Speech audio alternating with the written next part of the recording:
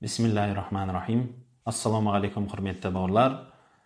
Осы Рамазан айының соңғы аптасы қалды. Алла тағала жасап жатқан құлшылық ғибадаттарымызды қабыл етсін. Қадір түні туралы сұрақтар көп. Сол сұрақтарды жинап, бір жерге қысқа қылып айтатын болсақ, біріншіден қадір деген сөздің мағынасы өлшем деген мағынаны береді. Кейбіреулер шынымен тағдыр дегенді де береді екен деп айтады. Себебі осы қадір түні бір жылдық адамның рызық несібесі жазылатын түн деп те айтады.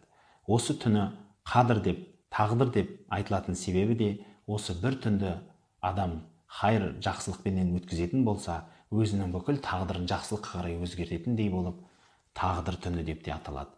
Тіпті кейбір ғалымдарымыз одан да кеңейтіп, кімде-кім осы түнді құлшылық ғибадатмен, жақсы амалмен қарсы алып алатын болса, әлбетте ол кісі 1000 айдан артық ғибадат қылғандығы үшін және бүкіл күнәсінен арылғандығы үшін, анасынан жаңа туылғандай болғандығы үшін тағдыры жаңадан жазылады деген сөздерді айтады екен.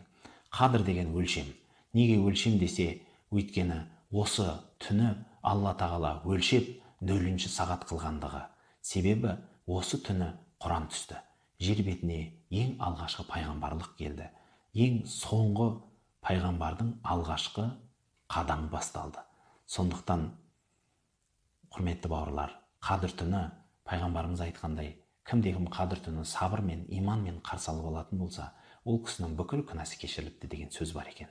Қадір түні арнайы бір құлшылықтар анық бір қатты белгіленбеген, әйтсе де шамаңыз келгенше намазбен, Құран тыңдап, пайғамбарымыздың тарихын оқып, көп зікірлер, көп дұғалар, салауаттар айтып, бір жақсы, қайырлы отырыс қылуға әрекет жасаңыз.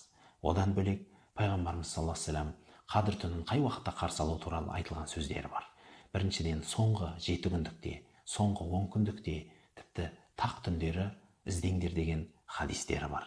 Әйтсе де, қай түн екенін пайғамбарымыз айтып кетпеген.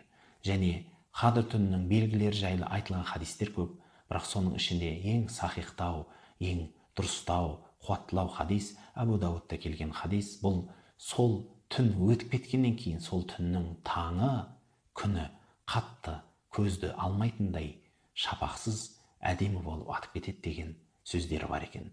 Сондықтан қадір түні баршамызға мұбарак, берекелі болсын, баршамызға жақсылық алып келетіндей қайырлы түн болсын.